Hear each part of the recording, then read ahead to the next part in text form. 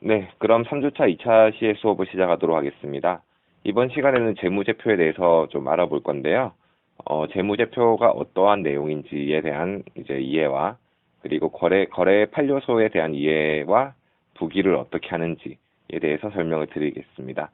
그리고 마지막으로 사실 저희 그 마이스 산업체 같은 경우에는 저희가 뭐 뒤에도 설명하겠지만 직접적인 부기나 그 회계 행정적인 작업들을 많이 하진 않아요. 그래서 많이 안 하는 이유는 이제 회계사무실에 저희가 위임을 해서 그러한 작업들을 회계사무실에 진행을 하는데요. 저희 같은 업체와 회계사무실의 업무가 어떻게 나눠지는지 여기에 대해서도 설명을 드릴 수 있도록 하겠습니다. 네, 본격적인 강의에 앞서 거래가 무엇인지에 대해서 좀 정의를 할 필요가 있을 것 같은데요. 회계상의 거래는 기업의 자산, 부채, 자본의 변동에 영향을 미치는 경제적인 사건을 말한다라고 되어 있습니다. 말 그대로 재화가 오가거나 아니면은 뭐 서비스가 오가면서 재화가 오가는 그러한 이제 사건들이 이제 거래라고 보실 수가 있는데요.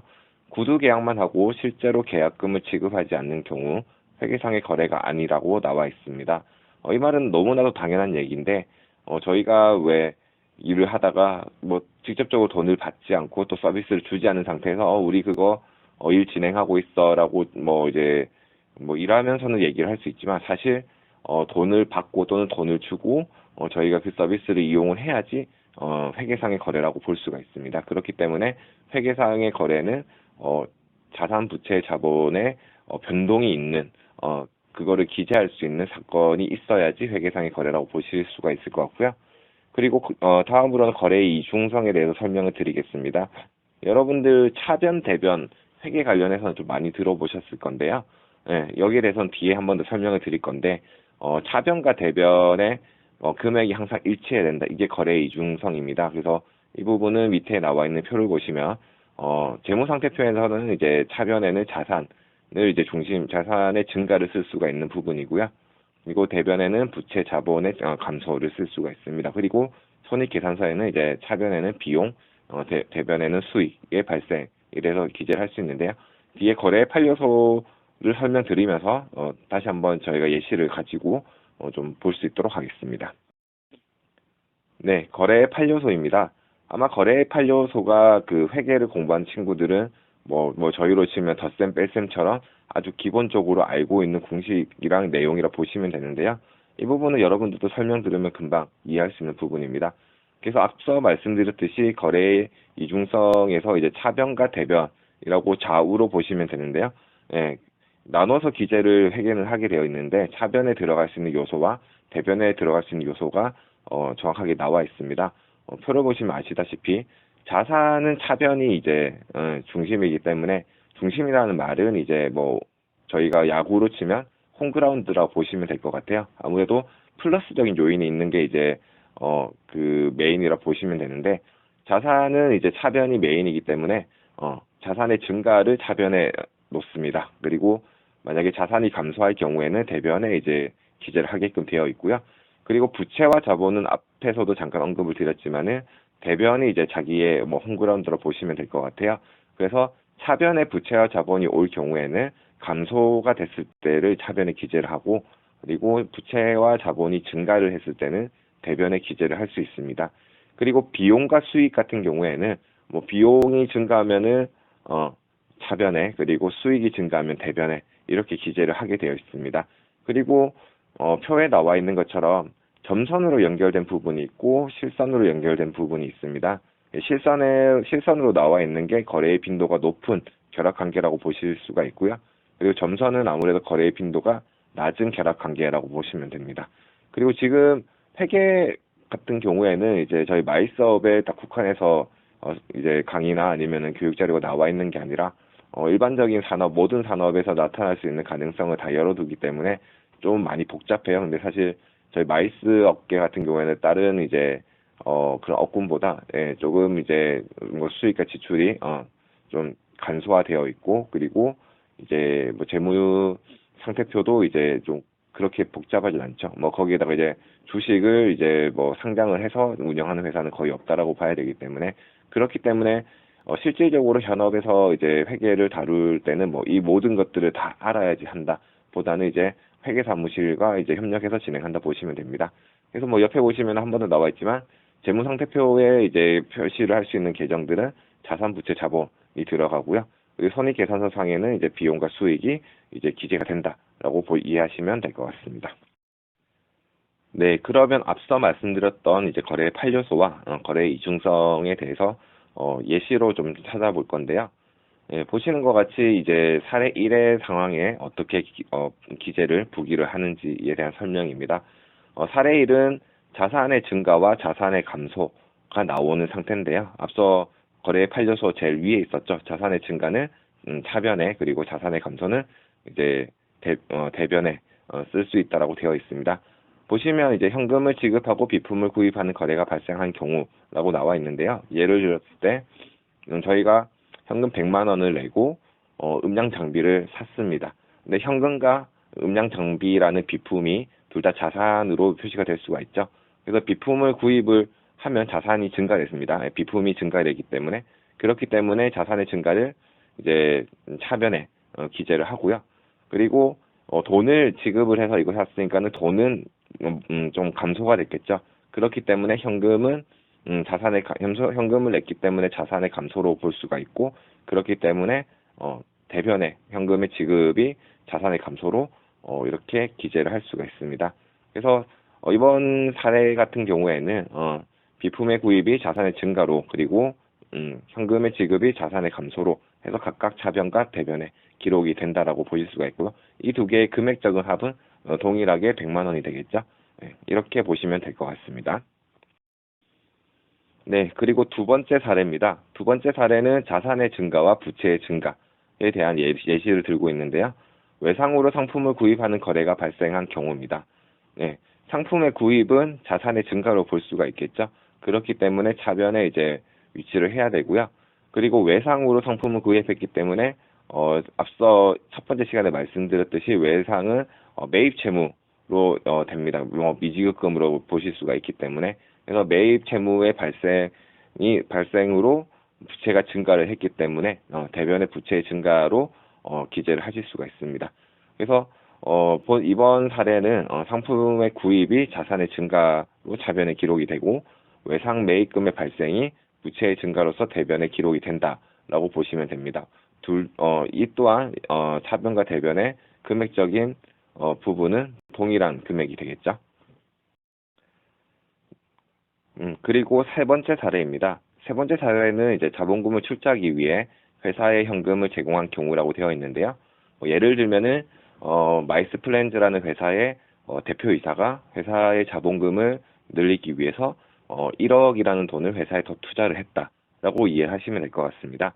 그러면은 회사 입장에서는 1억이라는 현금이 회사에 들어왔기 때문에 자산이 올라간 거죠. 그리고 자본금이 이제 또 추가로 1억이 들어갔기 때문에 자본금도 증가한 상태입니다. 그렇기 때문에 거래 판료소에 따라서 자산의 증가는 차변에 기록을 하고요. 그리고 자본금의 증가도 대변에 기록을 합니다. 그래서 둘 다 금액은 1억씩 기재를 해서 이렇게 기재를 할 수가 있겠죠. 그래서 현금의 수입이 자산의 증가로 차변에 기록이 되고, 자본금의 발생이 자산의 증가로 해서 대변에 기록된다라고 설명이 되어 있습니다. 그럼 네 번째 사례에 대해서 설명을 드리도록 하겠습니다. 대여금에 대한 이자 수익으로 현금을 받는 거래의 경우라고 되어 있는데요. 예를 들면 저희 회사가 그 회사 돈으로 다른 회사에 뭐 월에 얼마의 이자 또는 연에 얼마의 이자를 받는 조건으로 돈을 빌려줬어요. 이 상황입니다. 그러면 이제 저희가 1억을 빌려줬는데 뭐 1년에 1,000만 원의 이자를 주기로 했다라고 가정을 했을 때, 그러면 1년이 지난 시점에서는 그 대여금에 대한 이자 수익에 1,000만 원이 발생을 합니다. 그러면 이제 차변에는 1,000만 원의 돈이 회사에 더 플러스가 됐기 때문에 자산의 증가로 볼 수가 있겠죠. 현금이 1,000만 원이 더 들어오는 상태니까. 그래서 이제 현금의 수입이라는 명분으로 이제 차변에 기재가 되고요. 그리고 대변에는 아무래도 회사 수익이 증가를 했기 때문에 대여금에 대한 이자의 발생으로 해서 1,000만 원을 대변에 기재할 수가 있습니다. 그래서 현금의 수입이 자산의 증가로 차변에 기록이 되고, 이자 수익의 발생이 수익의 증가로 대변에 기록된다라고 설명이 되어 있습니다. 여러분 좀 이해 가시나요? 그럼 마지막 사례를 한번 살펴볼 수 있도록 하겠습니다. 예, 마지막 5번째 사례입니다. 비용의 발생과 자산의 감소의 경우인데요. 임차료 발생액을 상금으로 지급하는 거래의 경우입니다. 말 그대로 저희가 마이스플랜즈라는 회사가 이제 뭐 월세를 내는 회사라고 가정을 했을 때 월에 100만 원의 임대료를 제공을 해야 되는 상황입니다. 그러면 임대료를 저희가 그 집주인에게 사무실 주인에게 주기 때문에 아무래도 비용이 되겠죠. 그래서 100만 원이라는 비용이 이제 나가게 되고 이 부분은 임차료의 발생으로 해서 차변에 기재하게 됩니다. 그리고 대변에는 이제 자산이 감소했기 때문에 현금 100만 원이라는 돈이 이제 빠져나갔다라고 해서 대변에 기재를 할 수 있습니다. 그래서 이 경우는 임차료의 발생이 비용의 증가로서 차변에 기록이 되고 현금의 지급이 자산의 감소로 대변에 기록이 된다라고 정의가 되어 있습니다.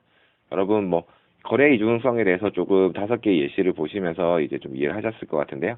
결론은 뭐냐면 차변과 대변에 기재되는 금액이 동일해야 된다라는 말씀을 드리는 거고요.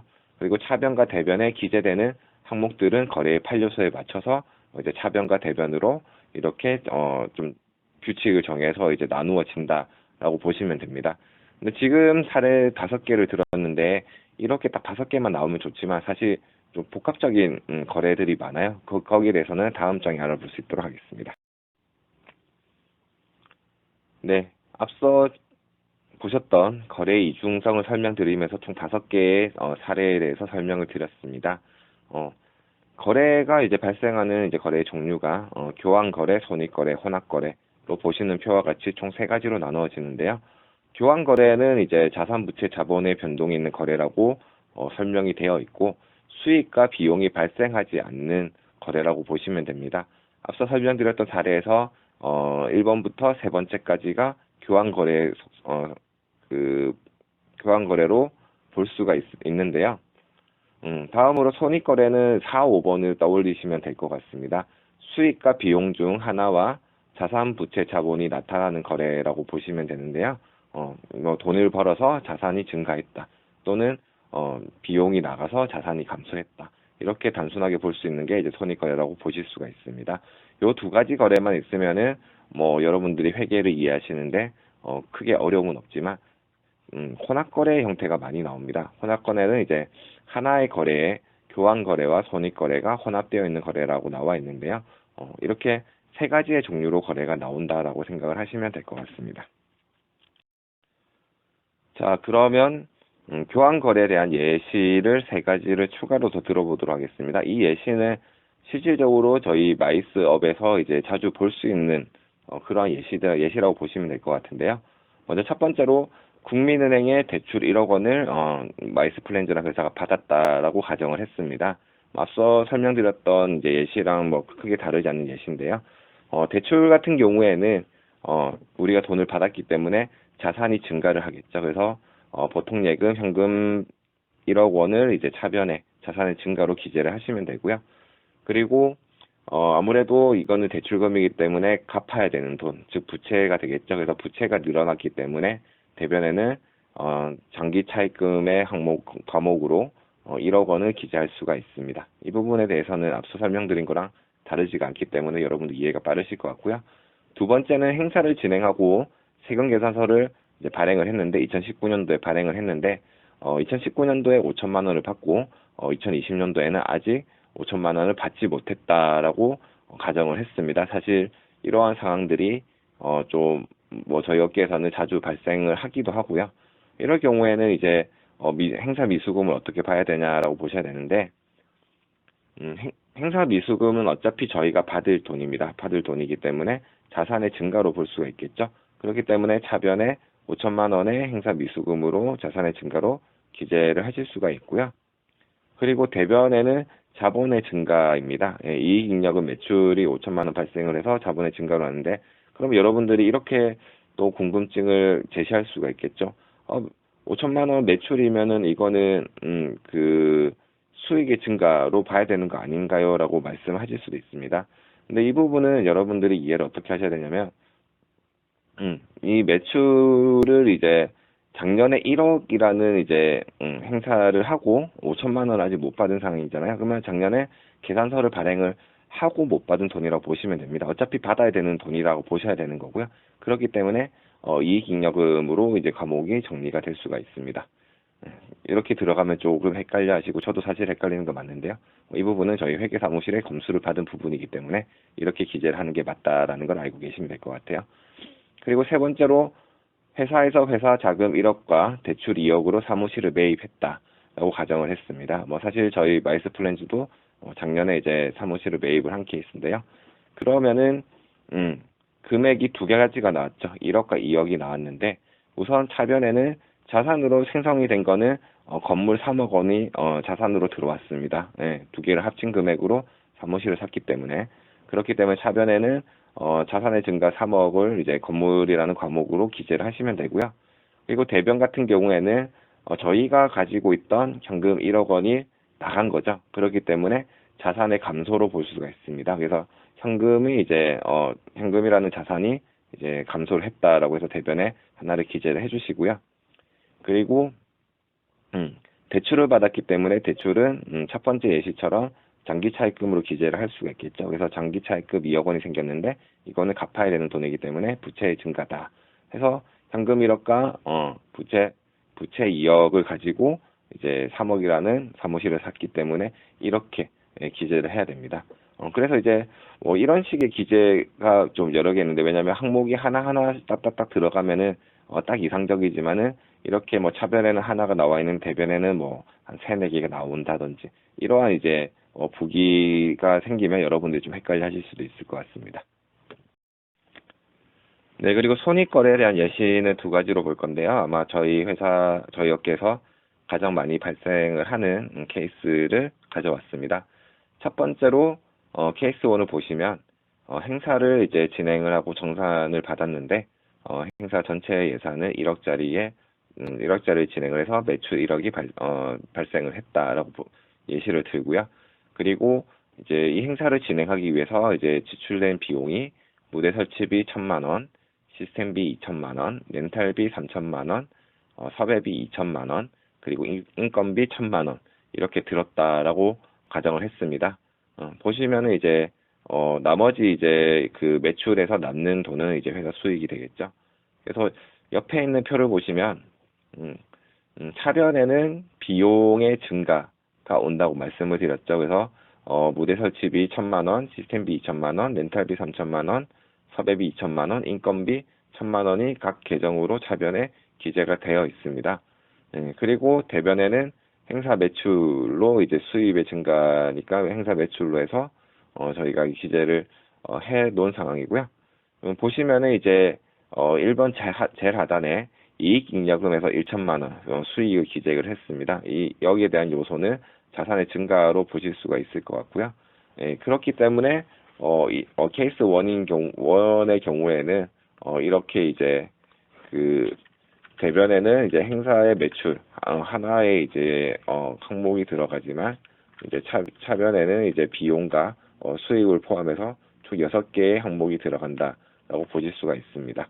그리고 케이스 2를 보시면 저희가 직원 한 명에 대해서 이제 인건비에 대한 지원을 받고 있다라는 가정입니다. 그래서 저희가 이 직원에 대해서 월 급여가 200만 원으로 측정이 되어 있는데 고용 장려금을 저희가 180만 원을 받는다라고 이제 가정을 해서 설명을 드리도록 하겠습니다.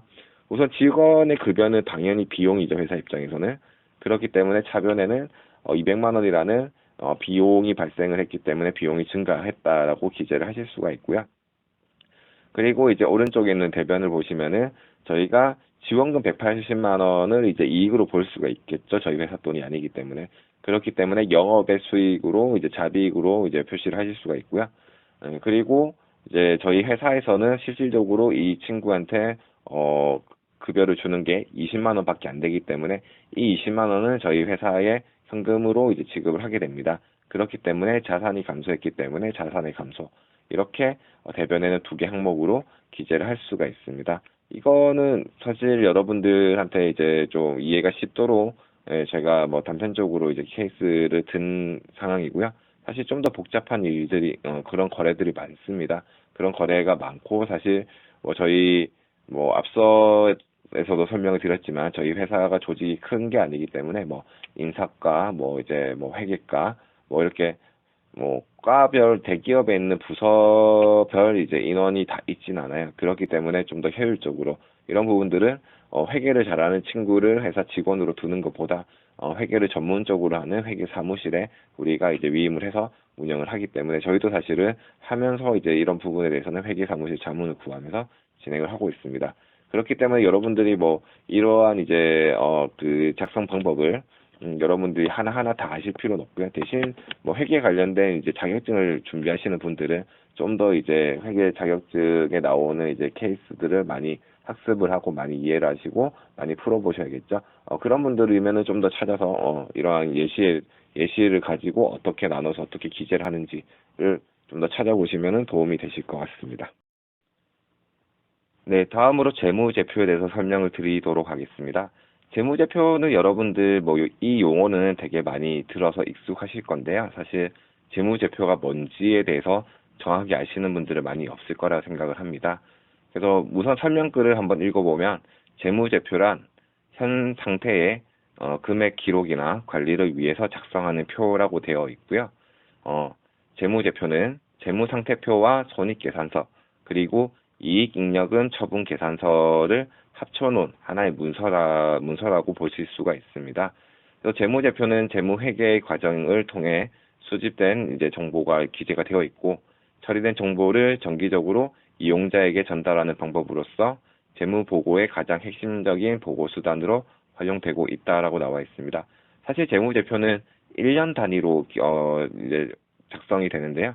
그래서 저희가 이제 2019년도 1월 1일부터 12월 31일까지 발생했던 모든 거래를 이제 다 기록을 해서 이제 재무 상태표와 그리고 손익계산서 작성하게 됩니다. 그리고 거기에서 이제 나오는 이익이 어떻게 이제 그 진행이 됐는지 잉여금 처분 계산서까지 이렇게 이제 나누어지게 되면 이거를 하나의 이제 문서로 합친 게 재무제표로 보시면 되고요.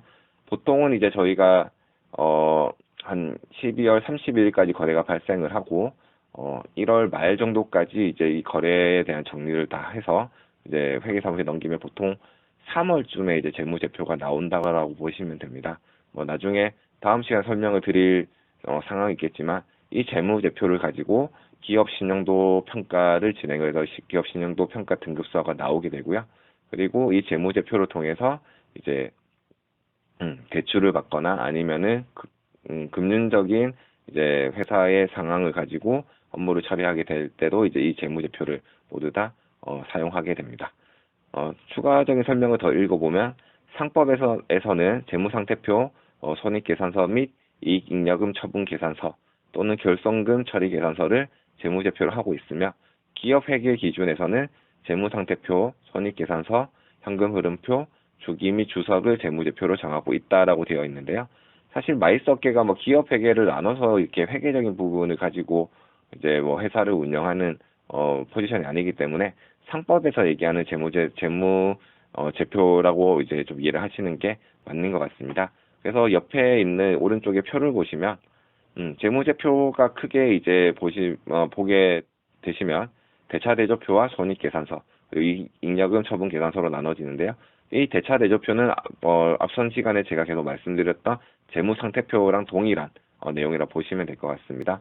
그러면 이제 대차대조표에서는 이제 자본이 어떻게 변동됐는지 자본에 대한 변동을 볼 수 있는 내용이 있을 거고요. 그리고 현금 흐름표로 해서 이제 유동자산이 이제 어떻게 움직였는지, 이렇게 현금이 어떻게 흘러갔는지의 내용을 보실 수 있습니다. 그리고 손익계산서는 옆에 나와 있는 것처럼 이제 매출과 매출과 이제 지출이 기재가 되기 때문에 그러한 부분들을 확인하실 수가 있고요.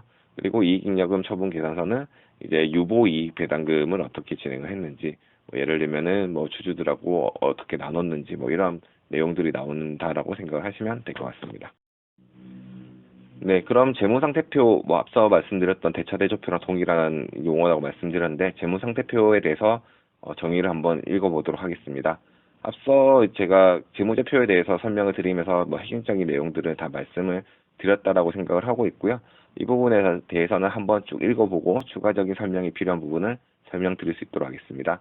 먼저 재무상태표는 특정 시점 현재 기업이 보유하고 있는 자산과 부채, 자본의 잔액에 대한 정보를 보고하는 보고서라고 나와 있죠. 이 부분은 첫 시간부터 계속 말씀을 드렸던 부분이라서 여러분들 이해가 편하실 거라 생각을 합니다. 그래서 자산과 부채, 자본이라는 이 세 가지의 항목이 나타나기 때문에 일정한 시점에 현재 기업이 보유하고 있는 재무 상태를 나타내는 회계 보고서라고 볼 수가 있고요. 차변에는 자산과 대변에는 부채와 자본으로 구성이 되어 있습니다. 그리고 기업 활동에 필요한 자금을 어디서 얼마나 조달하여 투자했는지 등을 알 수 있게끔 나타나는 표라고 나와 있는데요. 자금을 이제 자본금으로만 충당을 한 건지 아니면 대출을 받았는지 아니면은 이제 채권을 팔아서 이제 주주를 이제 모았는지 그러한 부분들을 재무상태표를 보면 다 알 수 있다라고 정의가 되어 있습니다. 재무상태표는 일정 시점 현재 기업이 보유하고 있는 경제적인 자원인 자산과 경제적인 의무인 부채 그리고 자본에 대한 정보를 제공하는 재무보고서로서 정보 이용자들이 기업의 유동성, 재무적 탄력성, 수익성과 위험 등을 평가하는 데 유용한 정보라고 나와 있네요.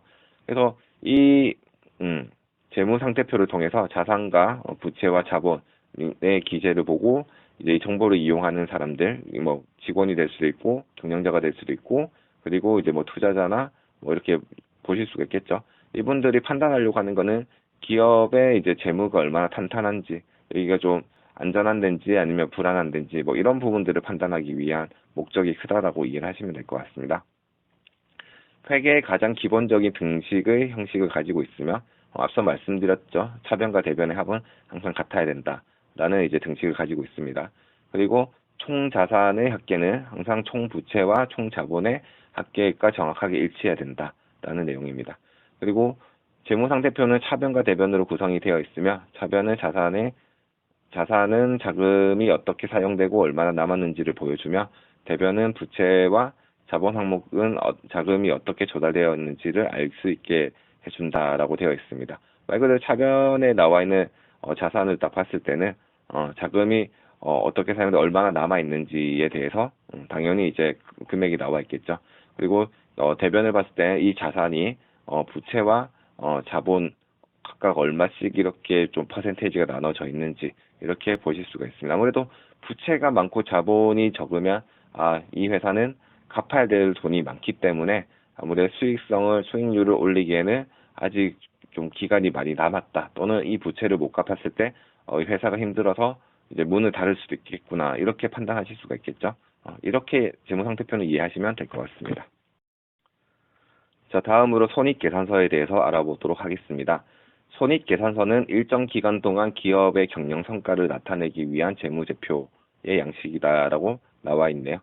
당연한 내용이죠. 왜냐하면 비용과 수입, 매출과 매입 이 두 가지의 항목으로 나오기 때문에 돈을 많이 수입이 많이 늘면은 당연히 돈을 많이 벌었다, 경영 성과가 좋다라고 평가를 하는 계산서이기 때문에 당연한 내용인 것 같습니다. 그리고 손익계산서는 일정 기간 동안의 기업의 경영 성과를 한눈에 나타내기 위한 재무제표이고 기업이 어떤 활동을 통하여 발생된 이익과 그 이익을 발생하게 한 수익과 비용을 알기 쉽게 기록한 재무제표라고 나와 있는데요. 저희 같은 회사는 사실 행사 기획업 딱 하나만 하지만 다른 회사의 경우에는 행사 기획업도 하고 이제 음식점도 하고 이러한 회사들이 다른 직종과 같이 한 사업자를 하는 회사들이 더러 있습니다. 그렇게 되면은 우리 회사에서 행사 매출은 몇 퍼센트가 나왔고 그리고 음식점 수입은 몇 퍼센트 나왔고 이렇게 보실 수가 있겠죠. 그래서 비용적인 부분에서도 이게 회사 행사 쪽으로 발생한 매출이 이제 순수익의 이제 그 요율이 높고 이제 음식점은 낮네. 그러면 음식점을 이제 좀 더 진행을 해야 될지 말아야 될지 판단하겠다. 이거는 이제 경영자들의 생각에 따라 다를 겁니다. 그렇기 때문에 손익계산서는 수익과 지출을 가지고 이제 1년 동안의 활동을 평가하는 표이기 때문에 아무래도 경영 성과가 어떤 파트에 어떤 매출이 더 많이 나와서 어떤 거를 회사가 더 집중을 해야겠다라고 판단할 수 있는 표라고 보실 수가 있겠네요. 그리고 이익잉여금 처분 계산서에 대해서 설명을 드리도록 하겠습니다. 이익잉여금을 통해 분배하여 기록하는 데 사용되는 서식이라고 정의가 되어 있고요. 이익잉여금 처분 계산서는 한 해 동안 벌어들이는 수익을 이익잉여금을 통해 분배하여 기록되는 데 사용되는 서식이다 나와 있습니다. 어떻게든 회사가 돈을 벌겠죠. 예, 벌 겁니다.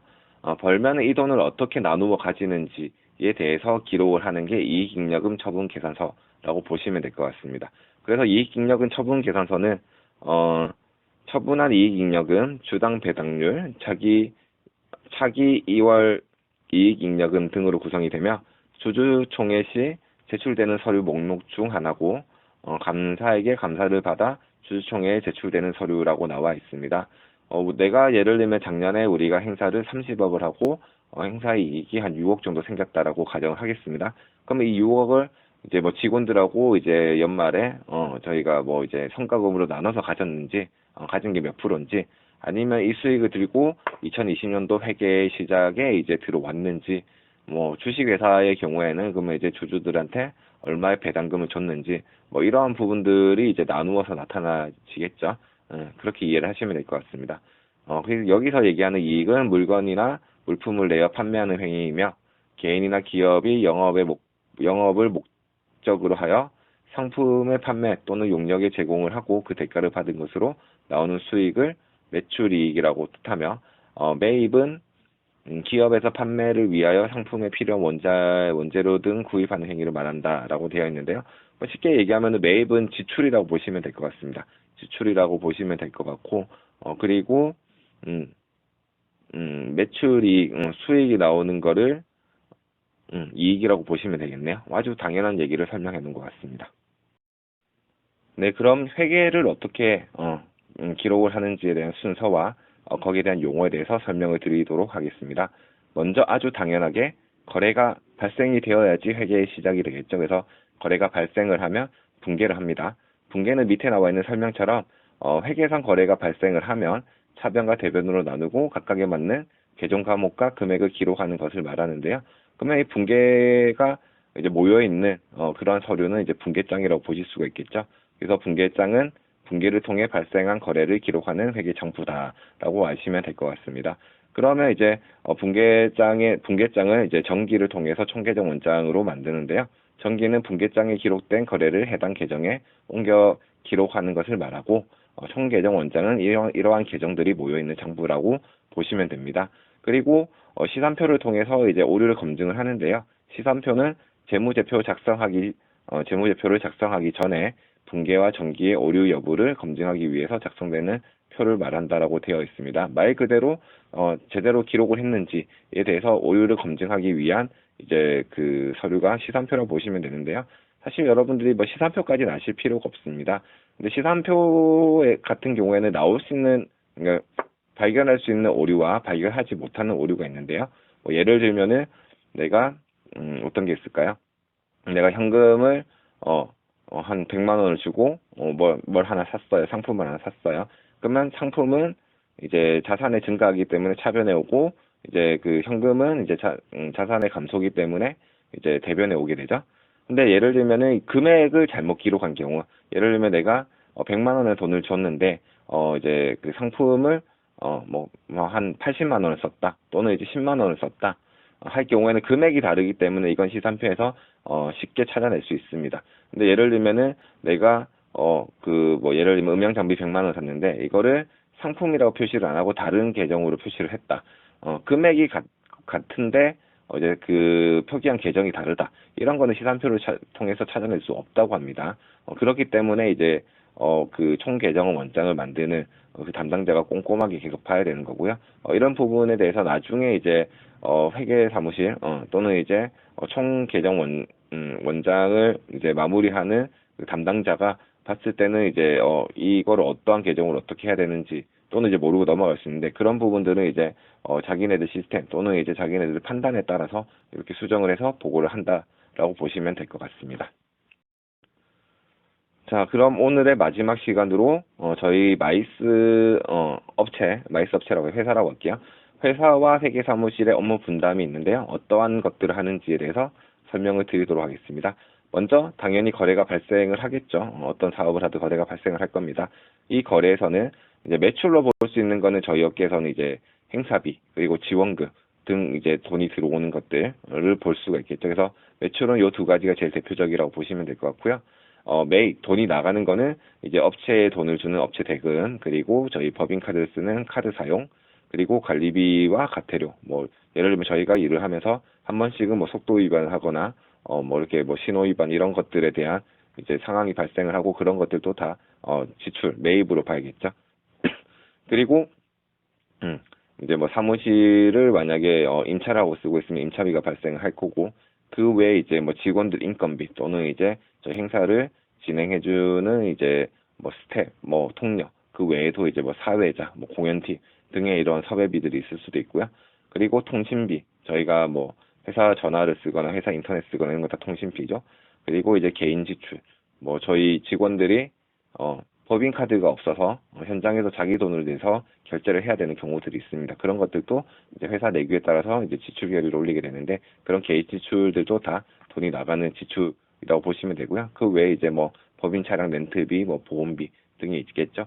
이렇게 매출 또는 매입, 돈이 수익이 벌리거나 아니면 지출이 되거나 둘 중 하나의 이제 거래 상황이 발생할 거고요.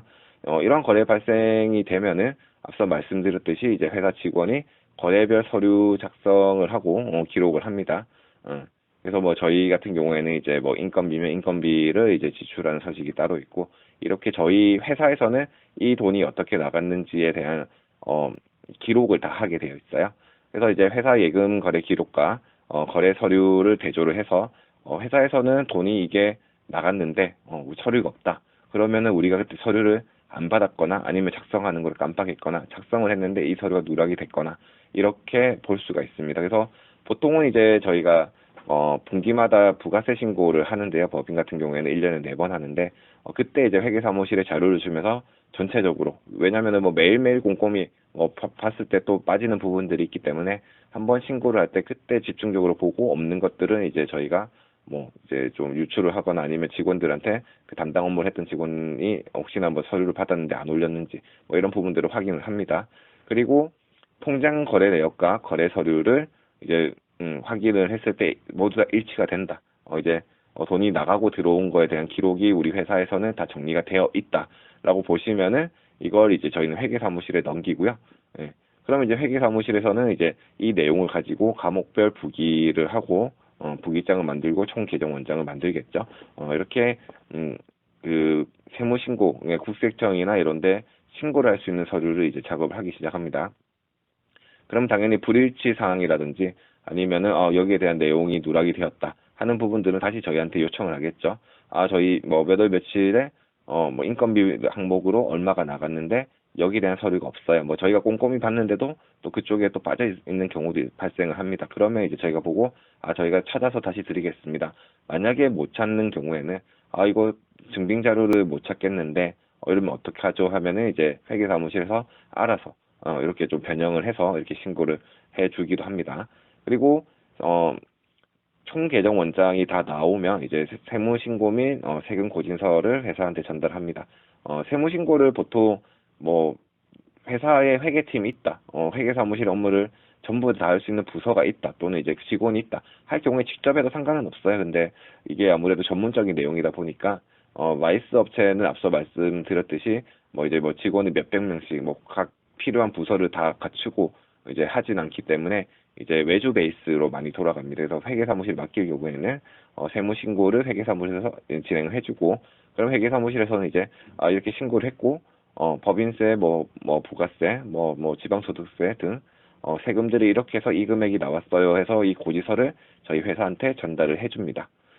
해주고 이제 분기별 이제 부가세나 아니면 각 세금에 대한 이제 신고가 다 끝나면 연말에 이제 4분기 그러니까 1년이죠. 1년의 내용을 모아서 재무제표를 이제 작성을 하고 이제 국세청에 신고를 하고 나중에 이거를 이제 재무제표라는 게 나오면 저희 회사한테 전달을 해줍니다. 이 업무를 하기 위해서 매월 기장비, 그러니까 매월 이제 수수료라고 봐야 되죠. 행정 수수료를 받고 그리고 결산이 들어간 달에는 결산료를 추가로 받습니다. 그래서 결론만 얘기하면 회사에서는 저희가 발생한 거래에 대한 증거 자료를 모아서 회계사무실에 주고, 그리고 회계사무실이 일을 할 수 있도록 이제 뭐 사무 업무비, 음, 기장비랑 결산료를 돈으로 저희가 주고요. 이렇게 저희가 현금을 주기 때문에 거기에 대한 서비스로 오는 게 이제 회계 정리와 그리고 이제 세금 신고가 된다라고 보시면 될 것 같습니다. 그래서 아마 저희 마이스 업체들은 대부분 회계 사무실을 끼고 회계적인 일을 하다 보니까 여러분들이 나 마이스 업체에 일할 건데 회계도 물론 뭐 전산 회계 자격증이 있고 진짜 세무소에 있는 그러한 이제 행정 직원들의 업무만큼 일을 하시면 너무 좋죠.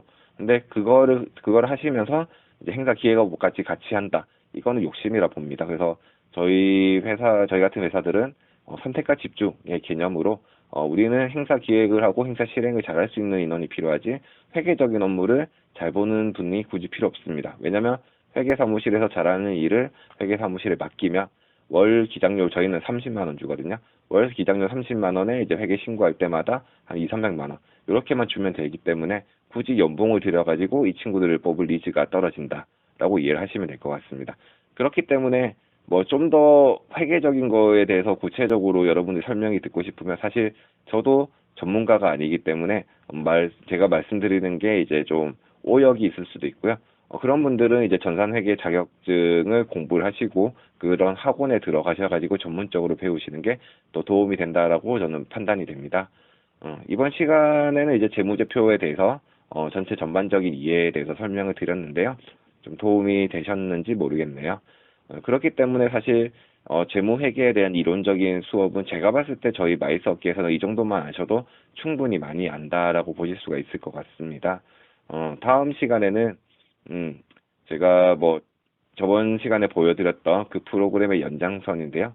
PCO 업무가 어떤 게 있는지에 대해서 정리된 영상을 한번 보실 거고요. 제가 말씀드렸던 부분들도 있고 또 이제 제가 말씀을 못 드렸던, 빠뜨렸던 부분들이 있을 건데 아무래도 TV 프로그램으로 나왔던 그런 내용을 여러분들이 들으시는 게 객관적인 정보를 정확하게 받아들일 수 있을 거라 판단을 하여 그 영상 시청으로 3교시는 대처하도록 하겠습니다. 여러분 2차 시도 듣느라고 되게 수고 많으셨습니다. 그러면 강의는 여기서 마치도록 하겠습니다.